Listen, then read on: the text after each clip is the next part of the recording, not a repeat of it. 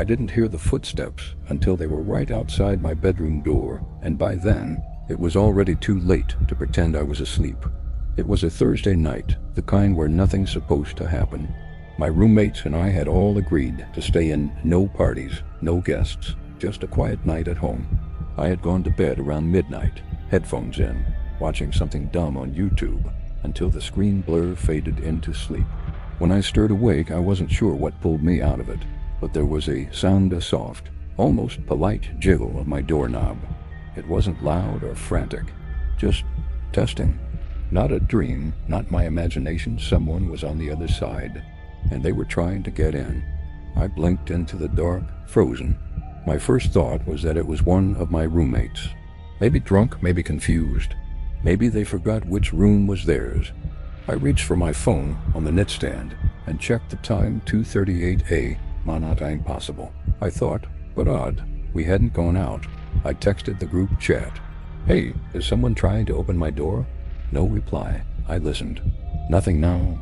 Silence. Then, from down the hall, I heard it again.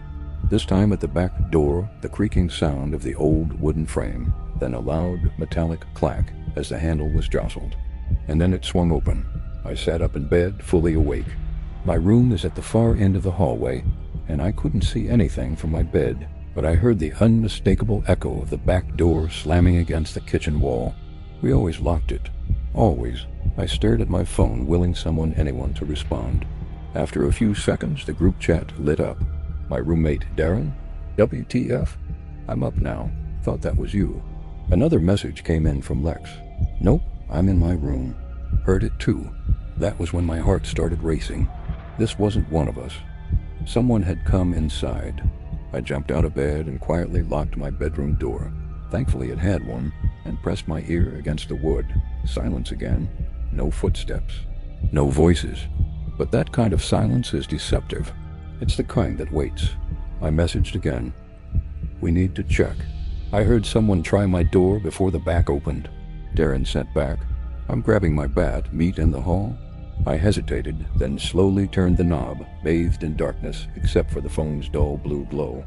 When I cracked open the door, I half expected someone to be standing right there, but it was empty.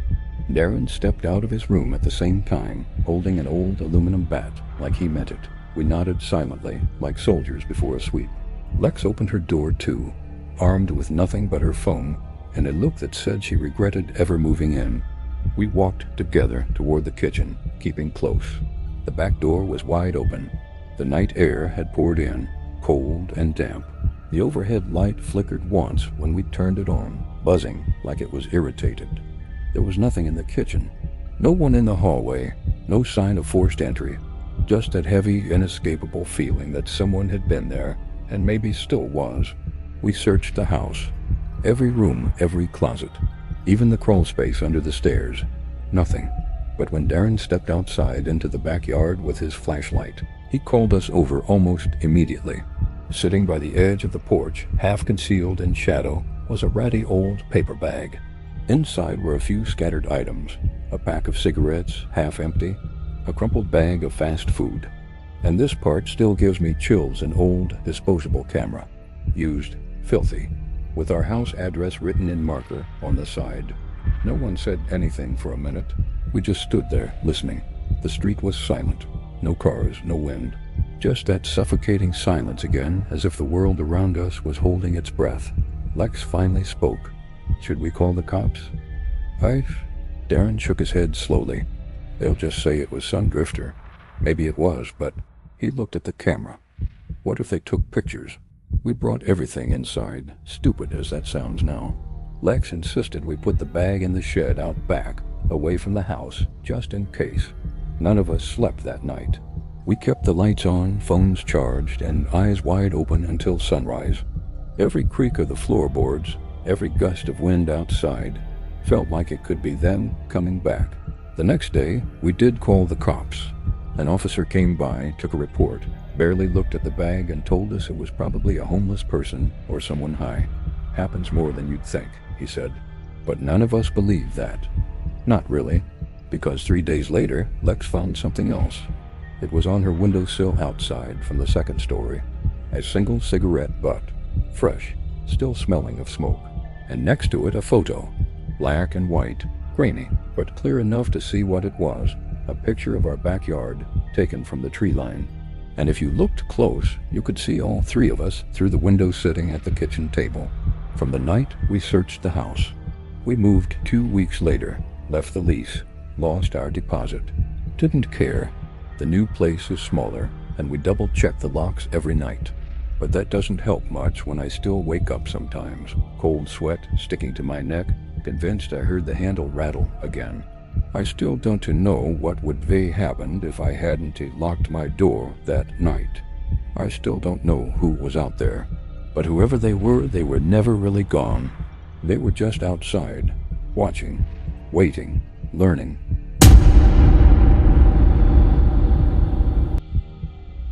In a quiet neighborhood known for its tree-lined streets and small-town charm, the kind where families leave their doors unlocked and neighbors wave from their porches, one family's sense of safety was shattered over the course of a single night.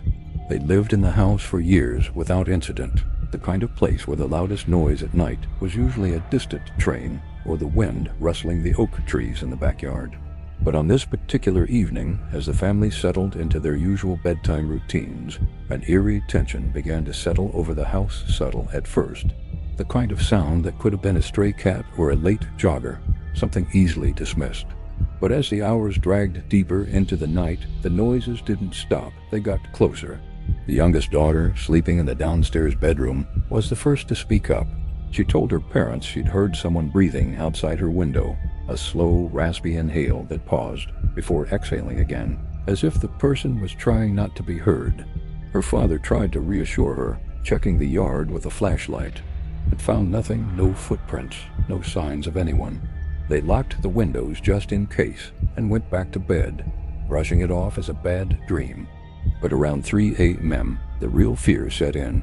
The family dog began to growl low and steady, staring fixedly at the back door. Then came the knock, 3 slow, deliberate taps, not loud, not forceful, but chilling in their confidence. As the father approached with the bat he kept under his bed, he peeked through the curtain and saw the silhouette of a man standing just beyond the porch light, motionless and facing the house like he had all the time in the world. He didn't run. He didn't speak. He just stood there, staring, even as the porch light flickered slightly above him. When the father opened the door a crack to yell at him, the man didn't react, didn't move an inch. It was only after the father slammed the door shut again and called the police that the man finally backed away into the darkness without a sound. The police arrived 20 minutes later, but found nothing, no man, no vehicle, and eerily, no footprints in the frost-covered grass. The officer suggested it might have been a prank or someone casing the house, but the look in his eyes said he didn't fully believe that either. The next morning, the family found something that hadn't been there before: a single glove, placed neatly in the center of their doormat, soaked through with dew, but strangely warm to the touch. They never saw the man again, but for years afterward, every time a branch tapped the window or the dog growled at nothing, they remembered that night, the night their safe little town reminded them that sometimes danger doesn't need to break in. It just needs to wait outside.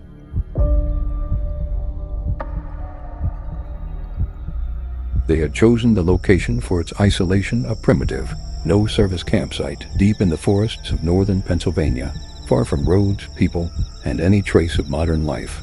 The couple, both seasoned campers, had been seeking exactly that: silence, solitude, a break from the noise of civilization.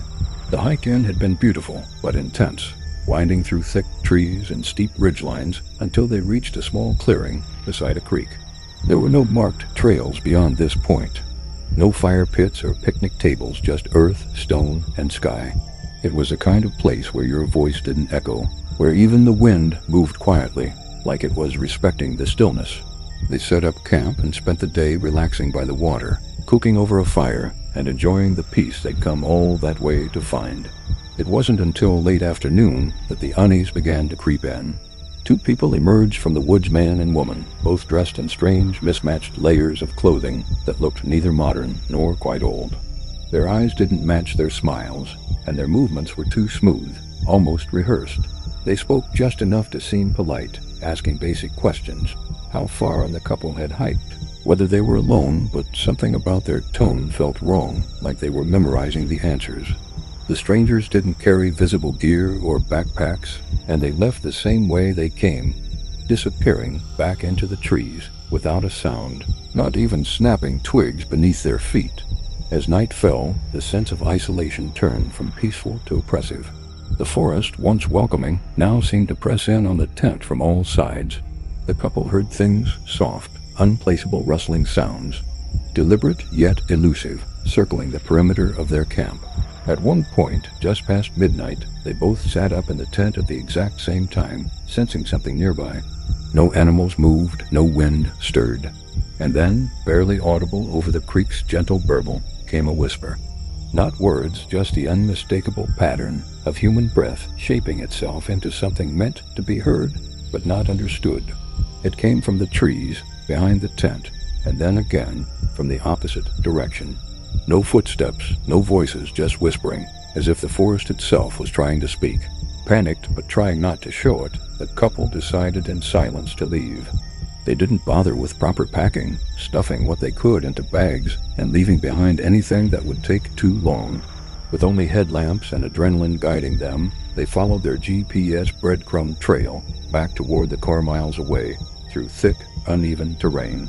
And the entire time, they felt that sensation of being followed, of eyes tracking every step from just beyond the light. At one point, the man turned suddenly with his flashlight, catching a glimpse of something tall and pale ducking behind a tree, but when he ran over to check, there was nothing there. Just clawed bark and a pile of rocks that hadn't been there earlier. They made it out just before dawn, exhausted and shaken. Once home, they tried to report the experience, but didn't know what to say. They hadn't seen a crime, hadn't been attacked, hadn't lost anything except their sense of safety. The strangest part came days later, when the woman reviewed photos from their trip. In one frame, taken early on the first day, just as they set up camp, there was a third figure barely visible in the tree line behind them. Tall, narrow, head slightly tilted. And although it was blurred, the clothing looked familiar. Mismatched layers, almost human, almost.